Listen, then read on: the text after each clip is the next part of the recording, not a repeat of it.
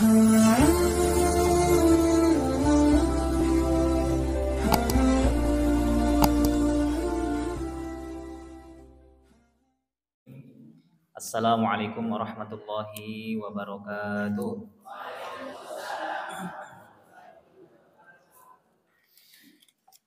Innal hamdalillah nahmaduhu wa nasta'inuhu wa nastaghfiruhu wa nastahdihi wa natubu ilaihi wa na'udzu billahi min syururi anfusina wa sayyiati a'malina may yahdihillahu fala mudilla lahu wa may yudlil fala hadiyalah wa asyhadu an la ilaha illallah wahdahu la syarika lah wa asyhadu anna muhammadan abduhu wa rasuluhu alladzi la nabiyya wa la rasula ba'dah. Allahumma salli wa sallim wa barik ala nabiyyina wa maulana Muhammadin wa ala alihi wa ashabihi wa man ihtada bil huda wastanna bi sunnatihi wa qtafa atharuhu ila yaumiddin. Qala rabbi shrah li sadri wa yassir li amri wa hlul 'uqdatam min lisani yafqahu qawli. Allahumma anfa'na bima 'allamtana wa 'allimna ma yanfa'una wa zidna ilma wa jannibna ma yadurruna fi dinina wa dunyana ya arhamar rahimin. Amma ba'du. Para jamaah sekalian, Bapak Ibu, saudara-saudariku yang semoga dirahmati Allah Subhanahu wa taala. Alhamdulillah, bersyukur kita hadirkan, bersyukur kita panjatkan kehadirat Allah Subhanahu wa taala pada kesempatan pagi hari ini. Allah kembali memudahkan hati kita, Allah kembali memudahkan jasad kita, anggota tubuh kita untuk bisa bermajelis, untuk bisa berkumpul di tempat yang insya Allah membawa keberkahan untuk kita semuanya, dalam rangka untuk bersilaturahmi, dalam rangka untuk menjalin ukhuwah, dalam rangka untuk berthalabil ilmi, dan tentunya puncak dari setiap niat, dari setiap apa yang kita usahakan, apa yang kita amalkan adalah semoga Allah senantiasa ridho, senantiasa memberikan keberkahan kepada setiap aktivitas kita, dan itulah yang insya Allah kita cari-cari, yang mana keridhoan dan keberkahan dari Allah inilah yang kemudian akan mengantarkan kita kepada gerbang kebahagiaan hakiki, yaitu mendapatkan jannahnya Allah Subhanahu wa taala. Allahumma. Yang kedua, selawat dan salam semoga senantiasa terlimpah dan tercurah kepada suri teladan kita, uswatun hasanah Nabiullah Muhammad sallallahu alaihi wasallam beserta keluarga beliau, sahabat beliau, dan orang-orang yang senantiasa menjalankan sunnah-sunnah beliau hingga akhir zaman. Bapak Ibu, saudara-saudariku yang semoga dirahmati Allah Subhanahu wa taala, kembali kita bisa bermuwajahah, bisa bertatap muka di kesempatan Jumat pagi ini, hari yang insya Allah mendapatkan begitu banyak keutamaan yang disampaikan baik oleh Rabb kita Allah Subhanahu wa taala di dalam ayat-ayatnya maupun oleh Nabi kita di dalam hadis-hadis beliau, bahwa ini adalah hari terbaik di dalam rangkaian hari-hari yang kemudian diberikan Allah kepada hambanya. Maka sebagai bentuk syukur kita adalah melakukan setiap aktivitas sunnah-sunnah yang sudah dituntunkan oleh Nabi kita kepada kita untuk bisa kita lakukan, untuk bisa kita laksanakan, dan itu semuanya tentunya dalam rangka untuk ittiba'us sunnah, dalam rangka untuk mengikuti sunnah beliau. Dan seseorang yang dengan ikhlas, dengan rela hati mengikuti apa yang disampaikan oleh beliau, insya Allah juga harapan kita semoga kita juga dikumpulkan dengan beliau di jannahnya kelak. Allahumma amin. Bapak Ibu rahimani rahimakumullah, insya Allah pada kesempatan pagi hari ini, sebagaimana pada pertemuan sebelumnya yang sedikit banyak kita sudah mulai menyinggung bab apa Ibu? Masih ingat? Bab fikih muamalah, fikih muamalah, bab tentang fikih kita bermuamalah, bertransaksi. Ada perkara-perkara yang di situ memang perlu kita perhatikan. Mungkin sedikit kami ulang. Pada bab sebelumnya kita sudah membahas bab riba, Ya, kenapa kita bahas bab riba? Karena memang riba ini di antara satu perkara yang memang di situ ada hal yang perlu kita perhatikan dalam transaksi muamalah kita, karena pada dasarnya hukum asal bermuamalah itu apa Bapak Ibu? Boleh, nggih. Al aslu fil muamalati ibahah. Hukum asal dari muamalah itu semuanya boleh, kecuali atau sampai pada hal-hal yang memang di situ ada dalil-dalil yang oleh Allah maupun Rasulnya itu diharamkan. Nah, maka yang perlu kita cari tahu, yang perlu kita ilmui adalah mana-mana saja yang menjadi rambu-rambu kita untuk tidak boleh dilanggar. Itu berbeda dengan ibadah. Kalau ibadah itu hukum asalnya adalah haram sampai ada dalil-dalil yang menunjukkan kebolehan atau kemasyru'an dari ibadah tersebut untuk kita laksanakan. Bapak dan Ibu rahimani rahimakumullah, sedikit saya ulas kembali ringkasan secara ringkas dari bab sebelumnya, barangkali nanti ada hal-hal yang ingin ditanyakan terkait dengan bab riba kemarin atau pertemuan sebelumnya, bahwa di antara hal yang diharamkan ataupun tidak diperbolehkan oleh syariat di sini berarti baik dengan dasar dalil Al-Qur'an ataupun hadis, ijma, qiyas atau sumber-sumber hukum yang lainnya. Seperti itu. Di antara yang terpenting ataupun yang perlu kita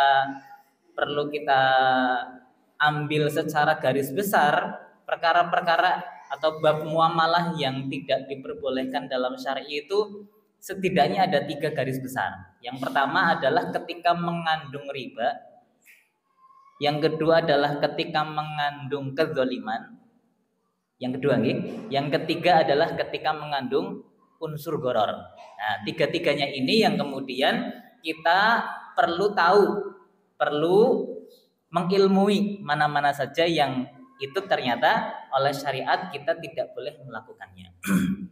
Kenapa kemudian kita bahas terlebih dahulu bab riba? Karena memang riba ini adalah di antara unsur keharaman dalam bertransaksi atau unsur keharaman dalam bermuamalah, yang mana ancamannya itu ancaman ketika kita sudah mengetahui ilmunya dan sebagainya, kemudian kita melaksanakan ataupun mempraktekkan perkara-perkara riba ini, bahkan dianggap sebagai perkara-perkara yang masuk dalam kategori dosa besar, seperti itu.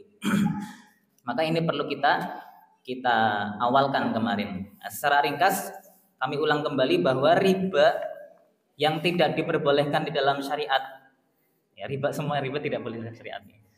Jadi semua ulama sepakat, Bapak Ibu sekalian, semua ulama sepakat bahwa riba itu haram. Tidak ada yang berselisih, oh ini kalau ribanya begini nggak apa-apa ini, nggak ada gitu ya, nggak ada ikhtilaf ulama, nggak ada perselisihan ulama tentang hukum dari riba itu adalah haram. Semua ulama sepakat bahwa riba itu haram. Terus apa saja yang masuk dalam kategori riba? Kemarin kita pelajari bahwa riba itu ada 2 macam. Yang pertama adalah riba hutang. Yang kedua adalah riba di dalam jual beli. Riba di dalam hutang ini setidaknya ada dua bentuk. Yang pertama adalah adanya akad atau kesepakatan untuk menambahkan nominal, manakala akad ini dilakukan di awal transaksi, di awal hutang piutang, di awal akad hutang piutang, kemudian ada kesepakatan untuk ditambahkan nominalnya ketika mengembalikan. Nah, ini masuk dalam kategori riba yang pertama, riba hutang dengan bentuk yang pertama. Sebagai contoh, misalnya saya pinjam uang ke fulan, misalnya ke Pak Agus. Di sini ada namanya Pak Agus, Pak. Alhamdulillah nggak ada. Misal saya hutang ke Pak Agus, saya pinjam uangnya 10 juta, misalnya seperti itu. Kemudian Pak Agus mensyaratkan, ya boleh, nanti silakan ini uangnya dipakai, jatuh temponya atau batas maksimal pengembaliannya 6 bulan. 6 bulan kamu pinjam atau saya pinjam, kemudian kamu mengembalikan ke saya senilai 11 juta. Nah, maka adanya selisih 1 juta ini, masuk dalam kategori riba hutang piutang. Riba hutang. Ini bentuk yang pertama. Jadi adanya tambahan atau ziyadah, tambahan nominal dari apa yang dipinjam dengan apa yang dikembalikan itu dilakukan kesepakatannya di awal pinjam meminjamnya. Yang kedua, bentuknya adalah dilakukan manakala sudah jatuh tempo. Sebenarnya di awal itu enggak ada akad adatnya tambahan. Misalnya seperti tadi, saya hutang ke Pak Agus menyampaikan, ya 6 bulan boleh kamu pinjam uangnya 10 juta, nanti setelah 6 bulan kamu harus mengembalikan senilai itu juga, 10 juta. Kemudian ketika setelah jatuh tempo kok saya belum bisa mengembalikan, sama Pak Agusnya disampaikan, kamu ya udah bolehlah 6 bulan lagi kamu saya kasih tempo, tetapi dalam 6 bulan yang kedua karena kamu sudah mengulur waktu untuk penambahan atau penangguhan biaya pengembalian hutang, maka untuk tambahan waktu ini saya tambahkan ibaratnya dalam tanda kutip dendanya, dalam tanda kutip tambahan biaya untuk menambahkan tempo 1 juta. Paham bedanya Bapak Ibu? Jadi yang pertama itu di awal tambahannya di akad pertama, yang kedua itu karena ada tambahan tempo. Itu kalau akad ataupun riba dalam hutang piutang. Secara umum seperti itu. Dan keduanya ini memang sesuatu yang diharamkan oleh Allah Subhanahu wa taala syariat, dan ini menimbang beberapa perkara yang memang sudah terjadi di sebelum masa keislaman. Masa-masa jahiliyah itu memang sudah terjadi banyak perkara-perkara seperti ini. Yang kedua adalah riba jual beli. Riba jual beli ini kemarin kita pelajari bahwa di dalam riba jual beli ini ada perkara-perkara yang perlu kita perhatikan. Yang pertama adalah unsur-unsur ribawi atau barang-barang yang masuk dalam komoditas ribawi itu yang oleh syariat dijelaskan bahwa barang-barang ribawi yang memang itu kita akadkan di dalam jual beli itu setidaknya ada 2 komoditi. Yang pertama adalah komoditi alat tukar atau komoditi emas, perak, dan uang, dan yang semisalnya yang bisa dimasukkan dalam kategori alat tukar. Alat tukar uang itu ya bisa uang rupiah, bisa dolar, bisa real dan sebagainya itu ya. Itu adalah komoditas yang pertama.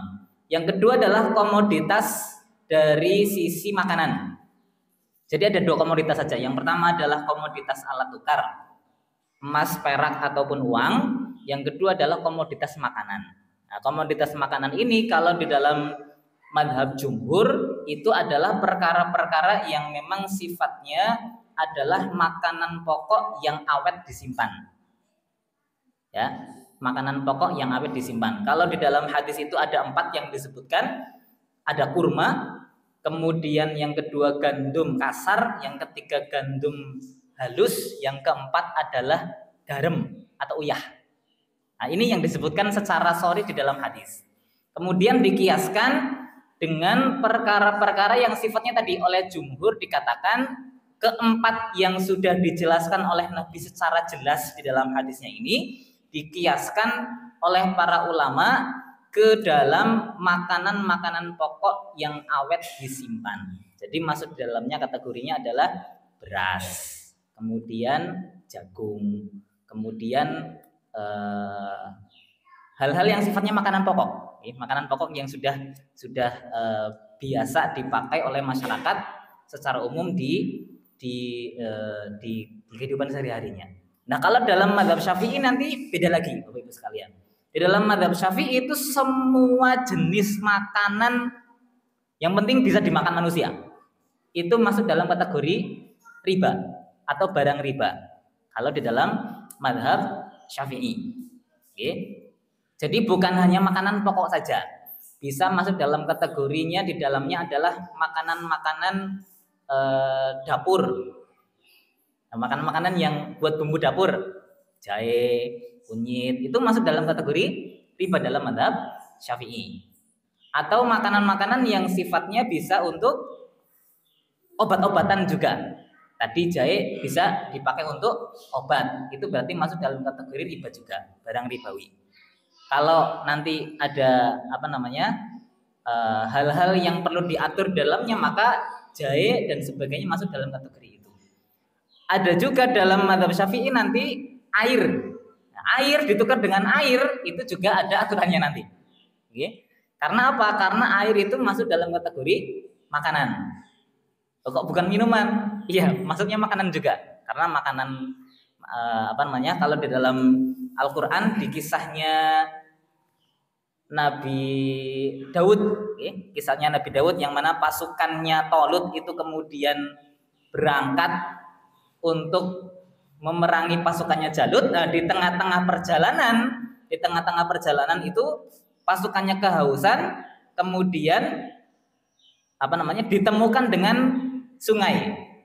Ditemukan dengan sungai, kemudian Raja Tolut kemudian memerintahkan kepada pasukannya, jangan kalian minum dari air sungai ini kecuali satu tegukan.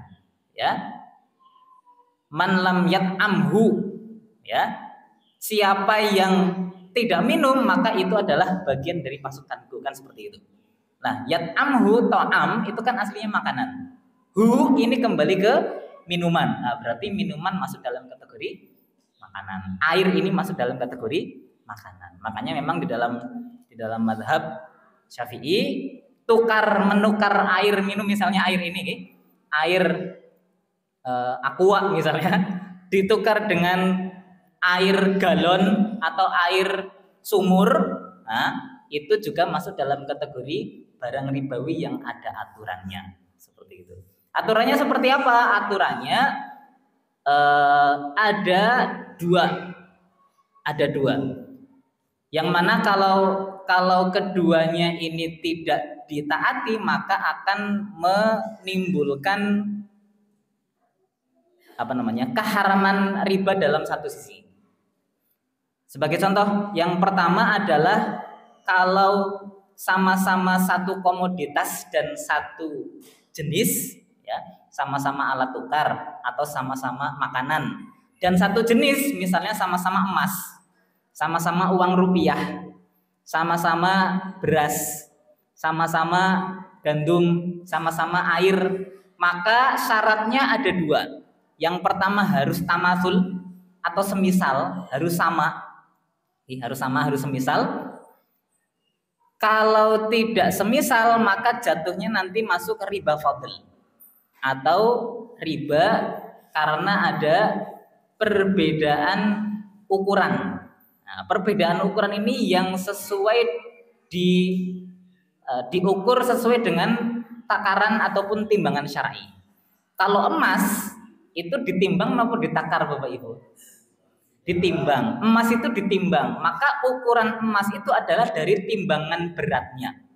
Ya, bukan ditakar satu panci sama satu panci atau satu gelas sama satu gelas, enggak. Tapi diukur dari beratnya, timbangannya. Kalau emas. Kalau beras secara umum syar'i itu beras itu sebenarnya dari takaran. Liter, liter aslinya, bukan berat. Tapi memang ulama-ulama kontemporer kemudian membolehkan menakar ataupun mengukur beras masuk dalam kategori wazan atau timbangan. Walaupun aslinya ya ditakar. Aslinya ditakar. Hukum asal dari makanan-makanan itu ditakar. Ya, beras, gandum dan sebagainya itu pakai takaran. Kemudian kalau tidak semisal, tidak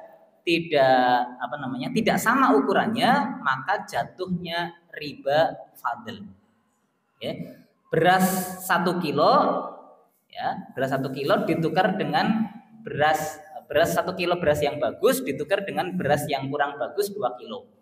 Nah, karena sama-sama beras, sama-sama satu jenis dari komoditi riba, maka tidak boleh dibedakan dari sisi ukurannya. Seperti itu. Dan ukuran ini harus pasti, seperti itu, harus pasti. Kalau misalnya masih ada kemungkinan kemungkinan berbeda, maka kaidah di dalam riba itu al-jahlu atau ketidaktahuan di dalam ukuran itu, ya, maka pada hakikatnya dia adalah berbeda. Ya, misalnya sekarung beras dengan sekarung beras, sama-sama beras, sama-sama sekarung, walaupun mungkin misalnya sama-sama bagusnya, ya, sama-sama bagusnya sekarung beras dengan sama-sama sekarung beras, tapi nggak ditimbang, tidak ditimbang, tidak ditakar. Nah, karena ada potensi sama, tapi juga ada potensi tidak sama. Potensi samanya kan ya bisa jadi sama-sama 100 kilo, bisa jadi sama-sama 50 kilo. Tetapi ada potensi tidak sama. Bisa jadi yang satu 48 kilo, yang satu 50 kilo. Nah, karena ada potensi tidak samanya itu, maka juga tidak diperbolehkan sampai betul-betul diukur dengan timbangan atau takaran. Seperti itu, nggih. Ini. Maka kaidah riba ini memang sangat ketat seperti itu. Kemudian ini kalau yang pertama, kalau semisal, maka syarat yang pertama adalah harus yang sejenis. Syarat yang pertama harus semisal, sama-sama ukurannya, sama-sama takarannya, atau sama-sama timbangannya. Yang kedua adalah harus diserahkan di waktu yang sama, alias taqabud atau hulul. Ya, diserahkannya harus sama-sama saat itu. Kalau kemudian diserahkan, yang satu diserahkan saat itu, yang satu nanti sore atau nanti siang, maka nanti jatuhnya masuk dalam kategori riba nasiah. Riba karena ada penangguhan waktu. Walaupun sama-sama ukurannya. Beras rojo lele 1 kilo ditukar dengan beras pandan wangi 1 kilo. Misalnya sama-sama udah sama-sama, tetapi kemudian waktu penyerahannya nggak bareng. Waktu penyerahannya nggak bareng. Yang satu diserahkan sekarang, yang satu diserahkan nantilah, berasnya masih di rumah, belum sempat saya ambil, nanti saya kasihkan sore ya. Nah, ini masuk dalam kategori riba nasiah. Seperti itu, okay? Seperti itu. Seperti uang juga sama, nuker uang. Ini saya ada 100 ribuan, saya pengen nuker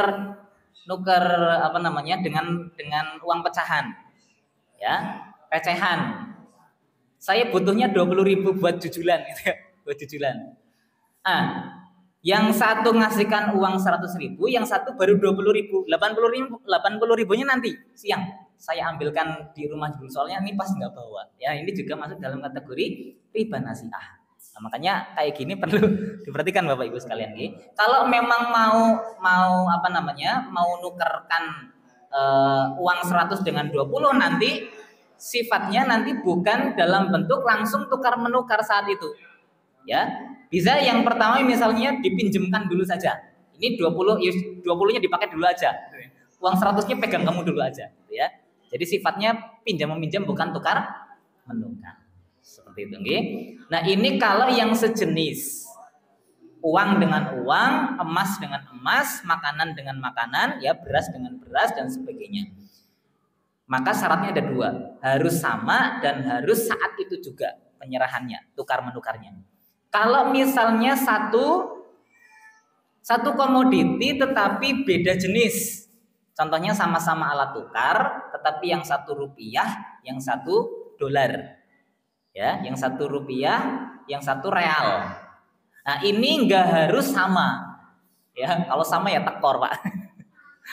10.000 rupiah, ya, yang nggak harus ditukar dengan 10.000 dolar. Ya, 10.000 dolar nanti tekor, nanti yang punya dolar, ya. Boleh ditukar dengan 1 dolar misalnya. Kalau sesuai dengan kurs, ya, kurs hari itu. Atau mungkin misalnya 1 juta real. Ya disesuaikan dengan kurs rupiahnya berapa. Nah, seperti itu, ya. Jadi nggak harus sama, tapi harus taqabud. harus tahalul, harus hulul, harus taqabud, harus hulul. Harus saat itu juga, yadan biyadin, tangan dengan tangan ya. Serah terima harus saat itu juga.